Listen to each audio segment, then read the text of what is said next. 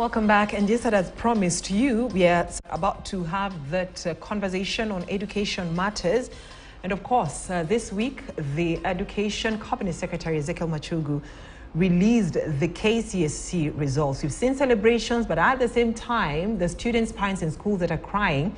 And one of those schools, actually two schools in the Nyanza region, we've given you that report questioning the results they got. A school where all students in that school got a D, and another school still in the Nyanza region, Migori County specifically, where students got E. But then that is not our forecast today. We already delved into that on Monday, the KCSE results that were released. We're discussing about matters education. Still on matters education, we want to look at JSS, KIPSEA, examination results that are yet not out, but then the grade 6 were transitioning to grade 7 are supposed to report to schools. Parents are still waiting for the exams to be released. Again, the Presidential Working Party on Education Reforms also gave a report to President William Ruto on the CBC system and how practicable is this? We know that grade 8, the subjects have been reduced from 12 to 10. With me in studio is the Secretary General for KUPPET, that is Akelo Misori. Thank you for joining us tonight here on a KTN News Hour. Thank you so much for having me. Thank you. You're welcome. And also joining us virtually for this conversation is Mutheu Kasanga, a member of that Presidential Working Party on Education Reform. She'll be telling us what they focused on, what they looked at that made them to make some recommendations in terms of bringing changes. We are also expecting Webuye East Member of Parliament, Martin Pepela, but is not able to join us tonight for one reason or the other. But the conversation has to continue as planned. Let me begin with Kasanga. Thank you for joining us here on KTN News. I'd just like to pick your mind. Of course, we are not focusing on the release of the KCSE results because we did that on Monday, but I'd just like to pick your mind on the results based on the stories that we aired tonight for our viewers. A school where students, the entire school, students who sat for that exam are scoring a D, and in another school, students scoring an E. Like you're right, the story does raise questions. But then we all forget that our education system, our secondary schooling is selective. And you find all the bright kids are put in certain types of school and then it goes down that way. So these are some of the wake-up questions that I think CBC has been trying to address, that how can we have equal opportunity schools where every child is guaranteed and is not already doomed from the beginning. And already the transition to grade 7 has proved that there are certain things that government can do that can bring down equity right to the bottom. Those schools that have everybody scoring a D, they do need to be queried. Because the fundamental question is that we all agree that KCPE in itself is not a measure of intelligence. So even though our schools are selective and that the use of KCPE as a way of allocating secondary schools has been done since independence, we still then have to question ourselves as educators. How is it possible that a school can score this? What are the issues within that school? Or is there, what other external issues could have come into play? We've seen whole schools in KCPE that also do very badly, like shockingly badly. I'm glad this issue is coming up now as we phase out the 844 so that we can really scrutinize some of these issues. But off the top of my head, without knowing the issues of that school, it is a concern. It is very worrying that a whole school can produce that kind of mark. All right. And that needs a lot of quality assurance going into that school, going forward, to just figure out, to make sure that kids are not doomed to such a level come next year. All right. Again. Yes. All right. And Akelo, I'd also like to pick your mind on the same question. Is it normal? No. Okay, not really normal. I'm just speaking from normal, where Kasanga has left. Yeah. That it raises a lot of questions. But also we must not be so much ignorant of the inequalities in our schools and the nature of how our schools look like. And therefore, just off record when I was discussing it with you earlier, that it is important to note that this is a one-stop exam which exhibited this. And therefore, you only reap what you sow. The marking of these exams, as I believe, because they are not computer-generated marking strategies, the teachers or the examiners who mark these papers, they go through what we call a conveyor. You cannot say that it is one examiner or the 4 examiners who handled the students' work were all biased. They put each examiner marked just a question, then pushed to another person, and all subjects were done in that fashion. So it's not like an examiner, different examiners are given papers for students from one specific school. Okay. So these ones were done through what we call conveyancing, where I mark one question, and then Brenda marks another one, Kasanga marks, and so on. So this is what happened. So objectively, those results are what we have. That is one point. There's another point which Kasanga has mentioned is inequality in our schools and lack of quality assurance, going to our schools and finding out what each school is doing. Are they subjected to the required standards? In our schools, as it obtains currently, most schools, the teachers are basically asked to fill administrative papers called the T-pad and so on. And this one takes a lot of time. If you have got weak students, then the teachers specifically go and do this. And therefore, and that is one element. Another element is where the inequality is in terms of staffing. There are some schools, like for example, this time round, it was reduced to 2 subjects being compulsory in determining what grade is. But in the past it was 5. And you realize that a school has been doing exams for the last 3 years without a chemistry, biology teacher, or without maths teacher, for example. And these are key subjects, or language teachers. So in that circumstance, that one, you cannot ignore the element of getting those E's. All right. But there needs to be a proper inquiry to get to the bottom of this case so that we get to understand what is there. All right. And let's now shift our focus to our discussion that we are supposed to be having tonight. Thank you, Kasanga and Akelo Misori, on your thought about the grades that have raised a lot of concerns in these schools, 2 schools in the Nyanza region, about a school getting a D, and not just the school, but the students that are getting a D and an E grade. All these candidates who sat for the 2023 KCSE examination, and the results were released on Monday by Education Cabinet Secretary Ezekiel Machogu.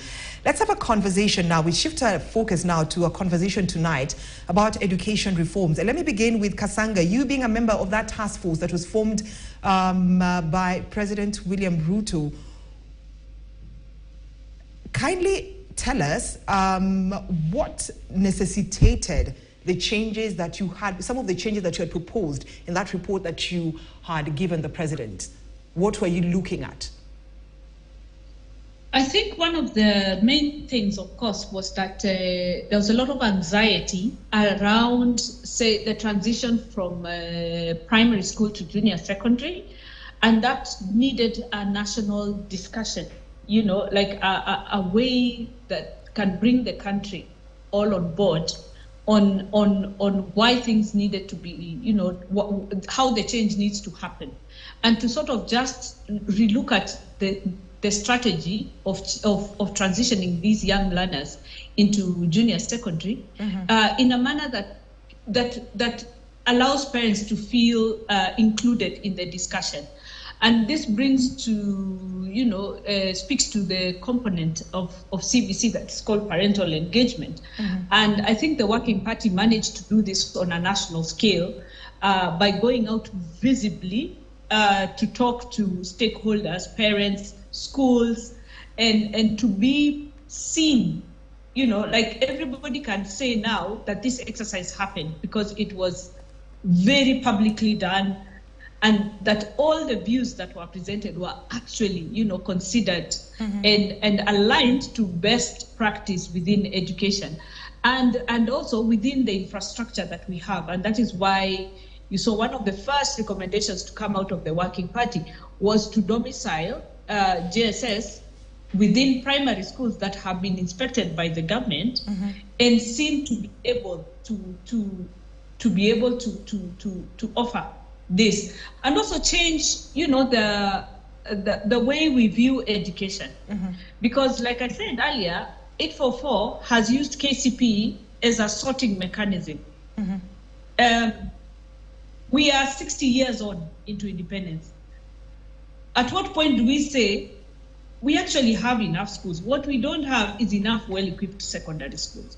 So now we can now start focusing on equipping schools rather than just sorting kids out to few well-equipped schools. Finally come and have that discussion where for once kids will not be used to play national politics, of tribalism, of nationalism, nationhood. And we can see the impact of past policies on our current, like my generation, this generation that we are now entering and maturing in the workforce. We don't seem to have a connection with our children because we ourselves did not have a connection with our parents who were sent off to boarding schools at very young ages.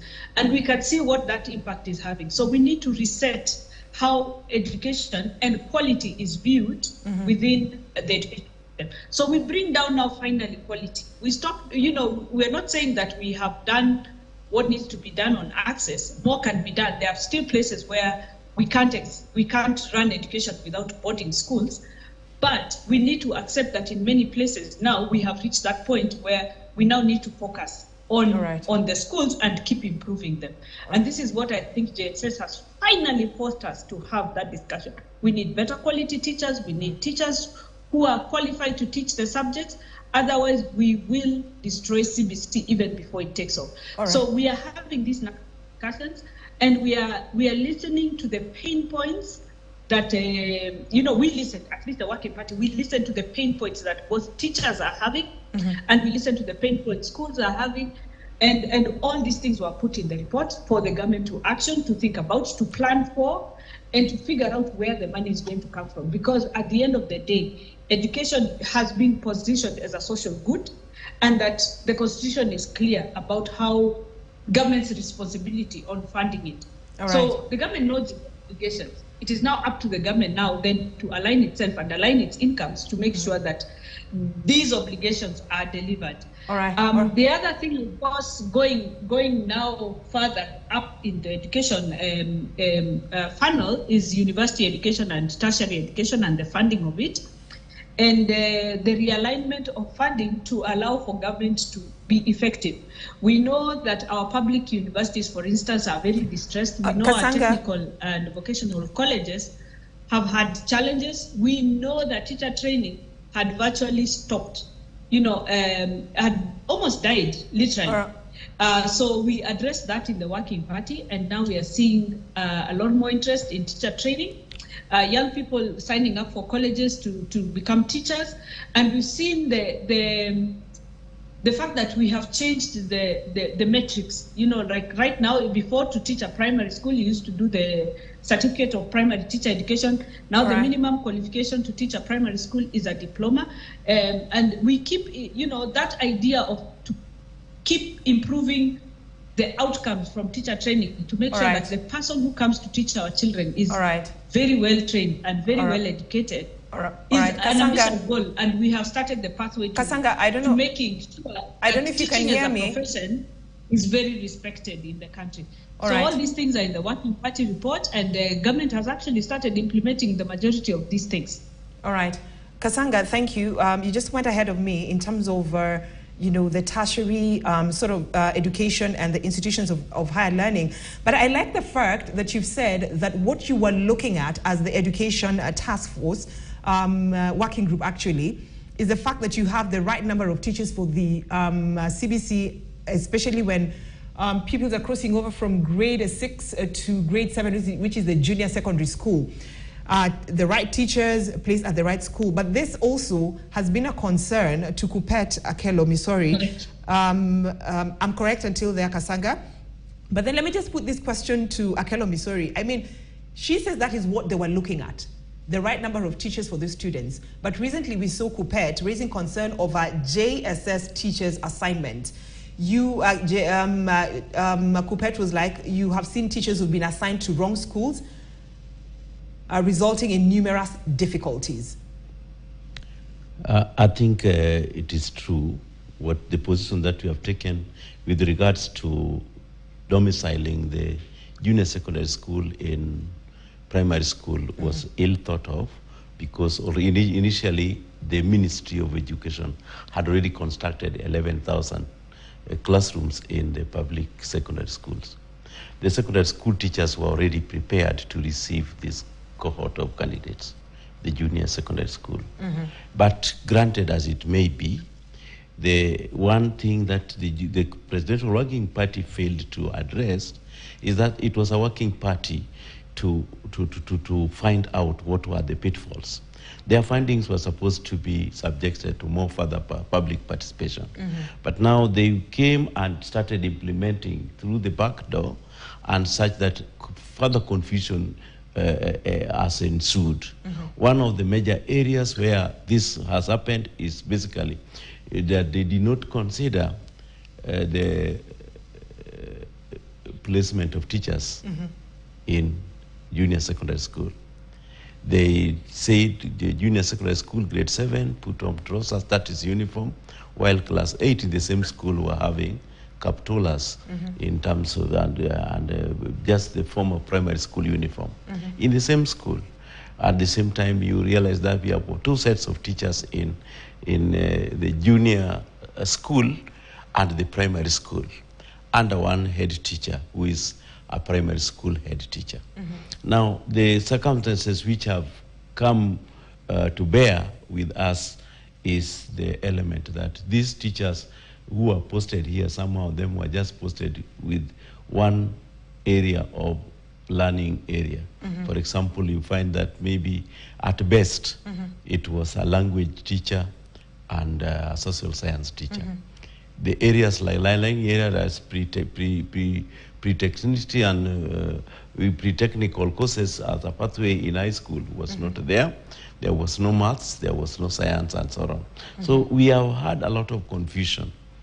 And another thing, at transition, the government chose to have casual, I would say them casual, because they were just intern teachers, no specialized in any way, because they were just employed to fill the void because they were looking for jobs. Right. How do you, at transition, you use teachers who are just entering the field to actually implement an important policy at transition? So those are the pitfalls which were there. Another thing is now amalgamation of learning areas. It also did not take into account that already teachers are not there. They have amalgamated learning areas. We now have moved to the second year of junior secondary. We have now grade 8. Grade 8. And you realize yesterday the CEO to the Teacher Service Commission said that for them to actually manage the junior secondary, they need an extra 42,000 teachers. We have not sorted out how haphazard we handle grade 7. But another problem has been created that we need 42,000 teachers. All right. And the stakeholders, especially Parliament, was not asked to prioritize this transition so that we sourced primary schools. There was the understanding that science equipment would be taken to schools. Where laboratories could not be built, then the government was supposed to send to schools what we call science kits.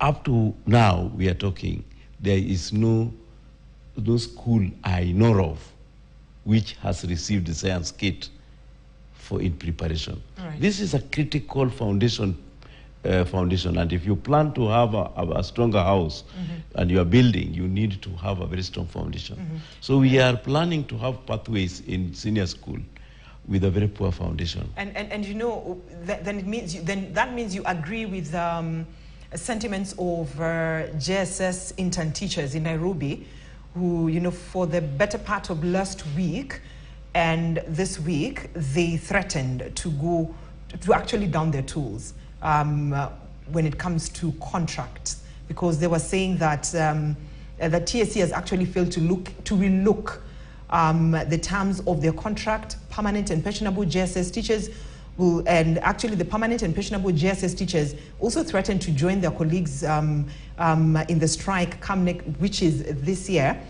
And of course, the teachers say that the contracts they were given came with a stipend of 20,000 shillings and only 17,000 is left after deduction.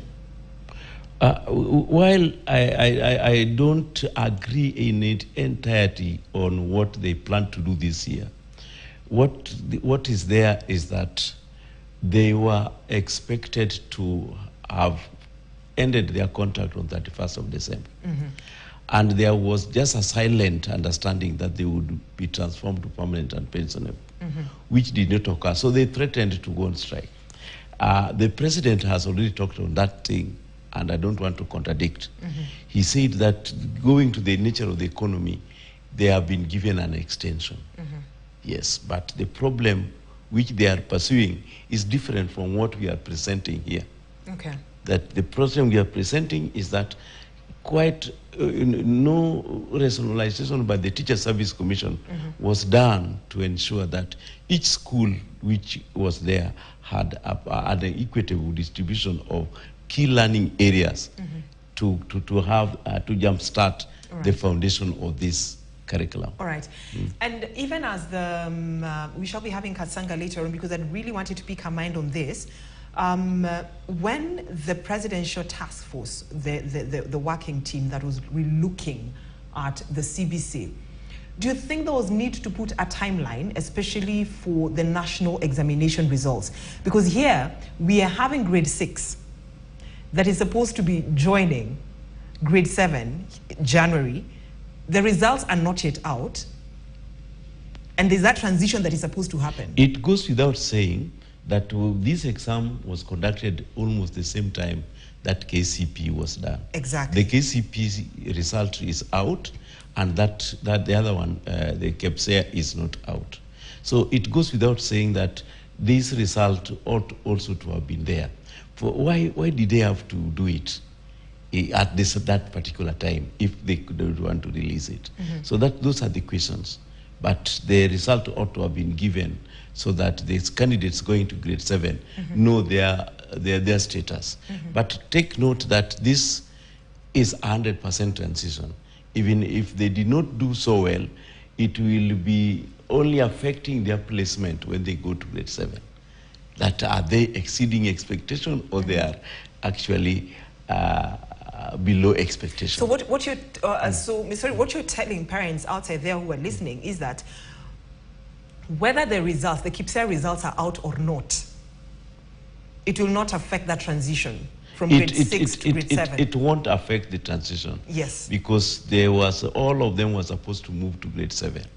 What is there which the parents may be anxious about, because Kenyan parents are always used to what you are also worried about, anxiety about results. So they want to know how their students or their children performed in the KEPSEA exams. But it does not make the difference in moving, because they are moving from grade 6 to the same school in grade 7. So is there a need for a national exams then for grade 6 pupils who are expected to be joining the junior secondary? I know Kasanga will weigh in on this.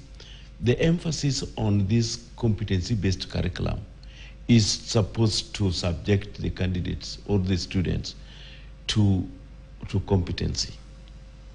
They are supposed to be given the aptitude kind of assessment. And therefore, what are they able to do after this level? So that emphasis is not supposed to be based on exam. Examination outcome has made many people to engage in cutthroat competition, which is neither here nor there. So people go to high school when they do not deserve even to go because they use hook and crook to pass and get 400 marks to go to Alliance. So in this circumstance, that is not the case. Yes. And you know the reason as to why I'm asking... The old system was churning out failures and those who are bright, failures and those who are poor, and those who are very brilliant. But the competency-based curriculum is supposed to have the holistic growth of an individual. Yes. The reason as to why I'm asking you this question as to whether, because I mean, so grade 6 joined grade 7, junior secondary school, whether the results are out or not, it will not be a determining factor because this is 100% transition. It's just as a way of letting the parents and the people know that this is how you have performed, you know, as you proceed to grade 7. The reason as to why I was asking you whether if there is need then of doing a national examination of proceeding from grade 6 to 7 is because then why can't schools just continue giving the students the exam they do first term, second term, and third term with the CBC instead of doing a national exam? You know, we must wean ourselves from the tradition of what we are used to. And I think at the end of the tunnel, we will be coming back to school so that schools will be doing the assessment and giving us the aptitude of the learner. Once everybody is brought on board and has understood everything that is required in this curriculum design. So that is the difference. Yes. All right. And Kasanga, I believe you can still hear me. I'd asked Akelo Misori about you know, when your team, you know, the presidential team on the CBC that was reviewing the CBC, the Presidential Working Party on Education Reforms, was looking at what to change and what not to change. Did you consider the timelines of releasing the KIPSEA exams? Because here we have parents whose children are transitioning from grade 6 to grade 7. The results are not yet out, which Akelo Misori says, I don't know whether you'd agree with him, that it's not a determining factor. Whether the results are out or not, it is 100% transition. He's correct. That's the mentality that we need to kill completely. The point of KCP, and I've said it before even on this show, is that it's like a massive interview. KIPSEA is not an interview. KIPSEA is a benchmark for schools to know how well they are doing in terms of, you know, the metrics that have been set out by government. And at a standard, you know, at an exam that is set at the levels that the apex examination body feels that this measure learning. And please remember that CBC has continuous assessments annual. You know, so then we are able to tell how well we are covering syllabuses at schools and talk to other, you know, create communities of teachers. Now, there's a lot of technical work that happens in the back end where we have very committed teachers and where we have very committed schools, because this is what a non-competitive assessment framework does. It gives people confidence to actually talk to each other and build upon best practice, unlike examinations, which then people use, like, for instance, I know, and Bwana Misori can support me here, that the Teacher Service Commission then uses to either celebrate or penalize, rather than quality assurance coming in to fix a problem. Do you get? So it takes the press, for instance, that school where everybody's got a D, perhaps to highlight a problem rather than the system itself to highlight a problem. Do you get what I mean? Yeah. Because we have had continuous assessments. We had at the last year we had a grade 7 assessment issued by NEC that then tells us where we are according to the curriculum. And because the curriculum is set for implementation at a countrywide scale, this exam is pitched so that the child in Mandera, the child in Nairobi, the child in a private school, the child in a public school, there is a semblance of equality somewhere there, unlike internal exams that can skew outcomes depend from teacher to teacher.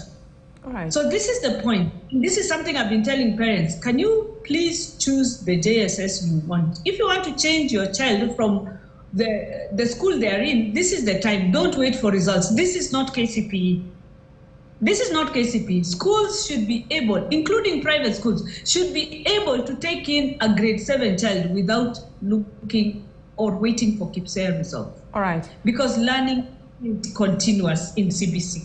All right. And Ms. Ori, let me pick your mind on what Kasanga has said, that not KIPSEA, I mean CBC, is as a way of trying to, it sort of like equalizes the sort of learning standards within the Kenyan education system, both a child in Mandera, in Nairobi, across the 47 counties.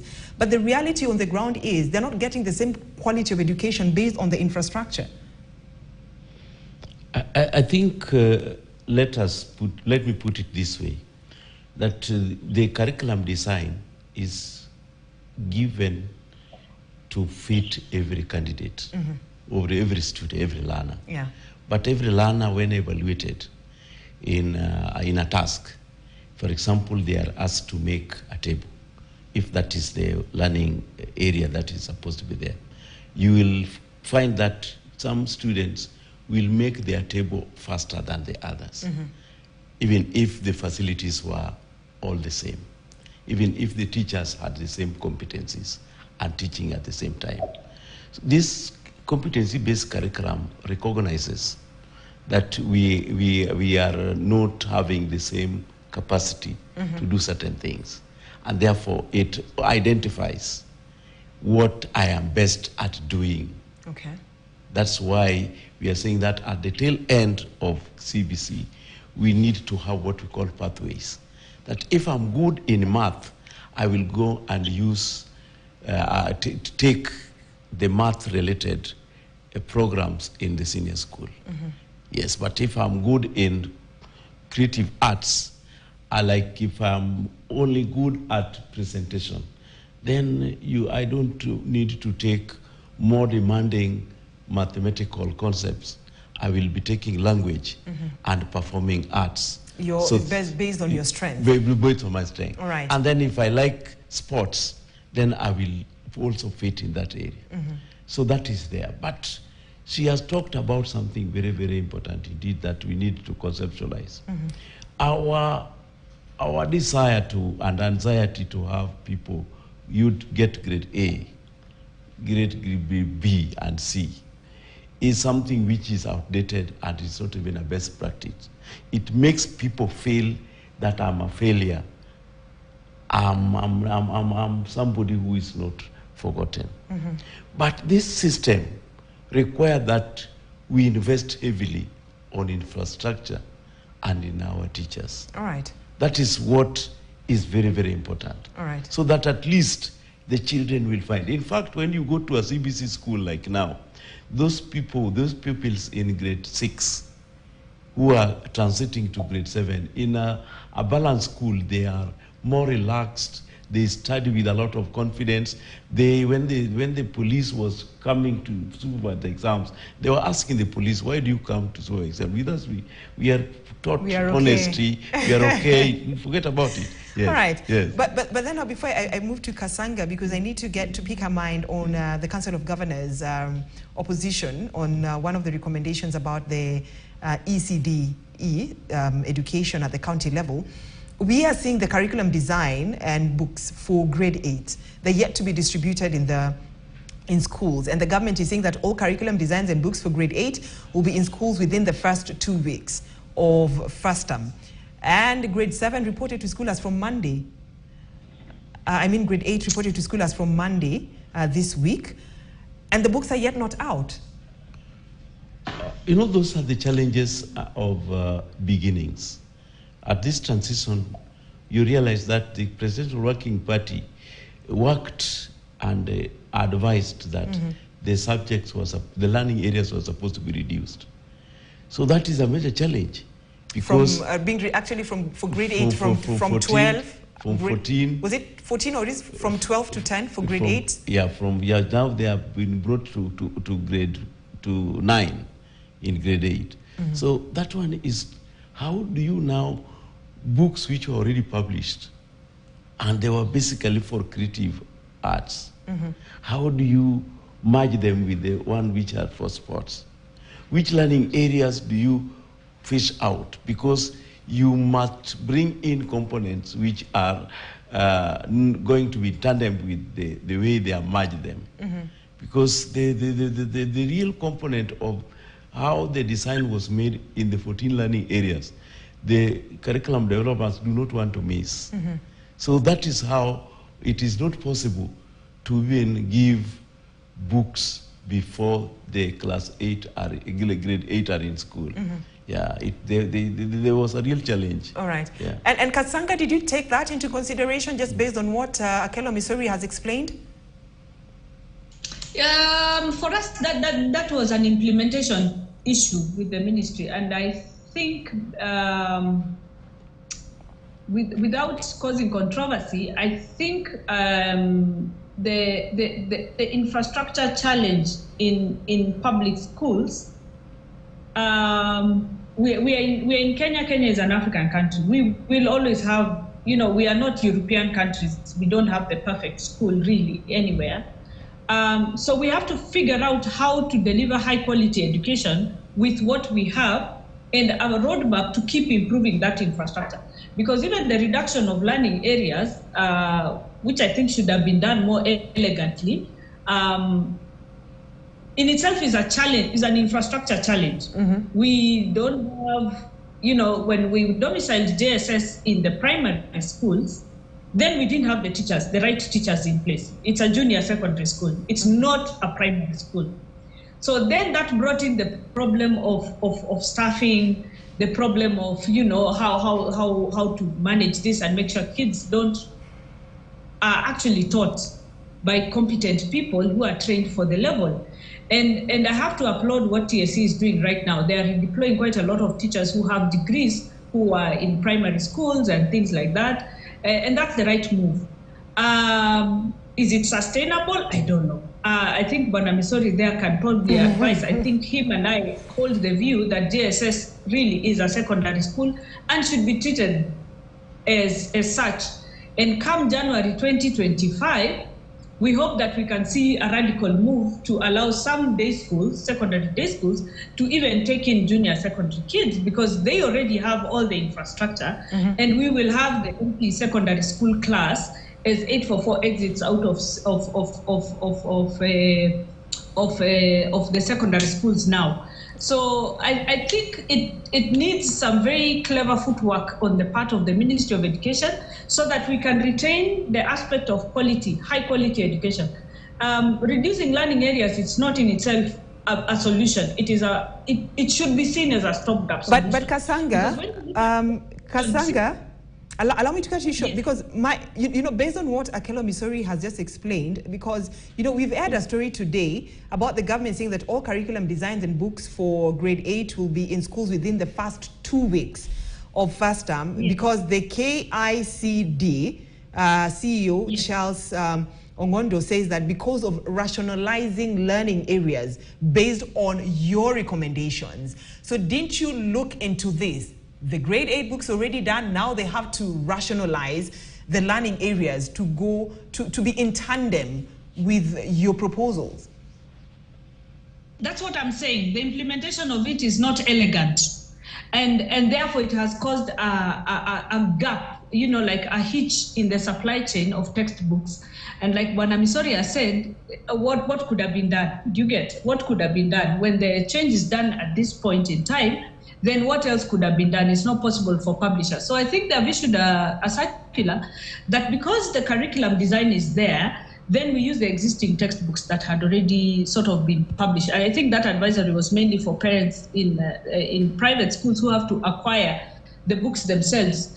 So at least we have a way forward, and the schools have some books, from the previous year as the supply out. So we have to hold the government to account that in 2 weeks' time they will deliver the books as promised. But as long as the curriculum designs are there, a teacher can pick content from different books. It's not rocket science.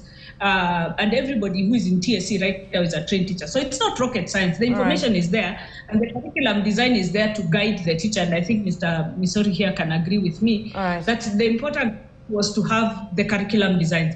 Once we have the books, however they look like, we can pick, as teachers, we can pick information from different books to get it right. And if the government is doing what it said it will do, that they will give us the books as they are, then we'll have the content. We'll have the content. We are not particularly worried about that. Right. Like he said, new curriculum, there will be small hitches like this, and I think it's just a settling down now. And remember, curriculum is supposed to be reviewed every 5 years. So even as we do this, in another so many years, we'll review it again and see whether it's working for the country or not. All right. Mr. Do you agree with Kasanga's sentiments? That is actually true, that even with the curriculum design suggesting that there is infusion, so that we come with very little, very compact learning areas. The qualified and competent teachers can still use the books which were published to pick information content to fit in the learning without areas. The first books that were published. What was very, very important was the curriculum design. Okay. But now the books, like for example, even in mathematics, we don't use a single book. So in this area where they have infused them, they could still have used the books as they were. All right. But now being religious to the learning areas as designed. Yes. All right. And now let me I don't know whether, because the Council of Governors today had a press briefing, so I don't know whether I need to ask Kasanga that question first, or I start with you, because let me just begin with her on this question. Kasanga, we have seen the Council of Governors today. They've actually rejected, let me actually put this question to her, because I need to pick your mind also as a Secretary General of KUPPET, based on what she'll respond to. Kasanga, the Council of Governors today have rejected the proposed education reforms by your team. You know, terming, you're saying? They have rejected the idea that nursery schools should be run by national government. Exactly, to have the TSE be in charge of, to actually have the ECDE centers under the primary school heads appointed by the Teacher Service Commission. Remember, the ECDs were actually under the management of the counties. Yes. They were under the management of counties. But that is according to the Constitution. According to the Constitution, yes. But then early childhood education is a function of the county government and the TVET. Yes. Those are no areas for national government. Yes. Yes. So now the Council of Governors have contested the proposal to have the Ministry of Education and TSC, the teacher's employer, to jointly develop an intergovernmental framework for hiring of pre-primary teachers as unacceptable.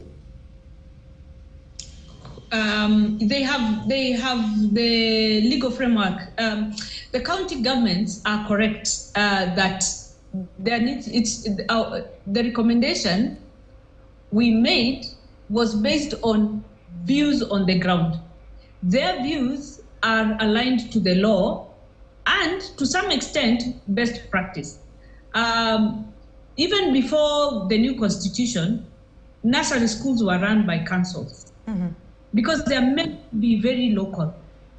Our weakness with our counties is that they have been quite lazy in implementing their part of the constitution, and they basically just plonk classes in public primary schools and don't even attempt to put in frameworks on how these two institutions can coexist. Very few counties have gone ahead and set up standalone nursery schools near people, near communities. You know, like, let me just pick urban areas.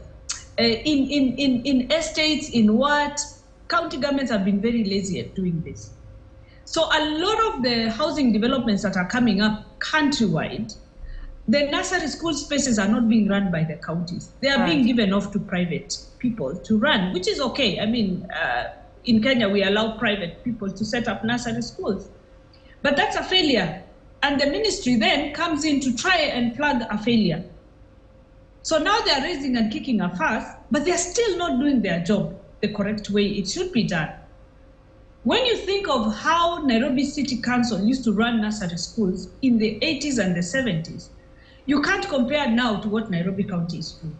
They are barely putting in the minimum effort to provide early childhood education. And remember, early child education is also, it serves a dual purpose as daycare. And that is, again, an aspect of the Ministry of Health where every like women must have places to have kids, to have safe daycare. So when you look at the detachment with which the county governments are running the ECDEs and how they are kicking us, then they need to sit down with themselves and agree and present the Ministry of Education and Kenyans, therefore, a framework that we believe works. All right. That we have, so that then we are, as Kenyans, we are not looking at alternative. I mean, the Ministry of Education is not brilliant at running nursery schools. What experience do they have? After all, Mr. will tell you our primary schools perfect. All right, Are they perfect?